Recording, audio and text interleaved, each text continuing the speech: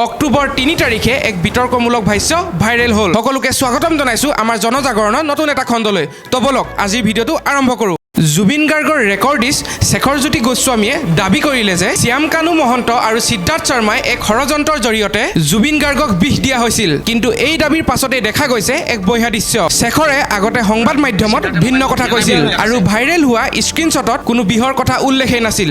SITৰ আগত দিয়া বয়ান আৰু মিডিয়াৰ সাক্ষাৎকাৰ দুয়োটাৰ মাজত কোনো মিল নাই। প্ৰশ্ন উঠিবই লাগে, যদি হত্যাৰ ষড়যন্ত্ৰ আছিল তেন্তে শেখৰজ্যোতি গোস্বামীয়ে সেইদিনা চুপ থাকিল কিয়? এজন সাক্ষীয়ে CID বা আৰক্ষীৰ ভয়ত বহু কথাই ক'ব পাৰে, কিন্তু ছিংগাপুৰ যিখন এখন কৰাপশ্যন ফ্ৰী দেশ, সেই দেশৰ অট'স্পি ৰিপৰ্টত বিষ প্ৰয়োগৰ কোনো প্ৰমাণেই নাছিল আৰু অসমত কৰা পষ্টমৰ্টেম ৰিপৰ্টত তেওঁৰ এই অভিযোগৰ একো উল্লেখ নাই। এইবাৰৰ প্ৰশ্ন এয়াই, সত্য নে নাটক, ষড়যন্ত্ৰ নে প্ৰেছাৰ? জুবিন গাৰ্গৰ নাম ব্যৱহাৰ কৰি কোনো চেনচেচনেল সংবাদ বনাব নোৱাৰে। অসমবাসীয়ে বিচাৰিছে প্ৰমাণ, নীৰৱতা নহয়। আমাক ন্যায় লাগিব।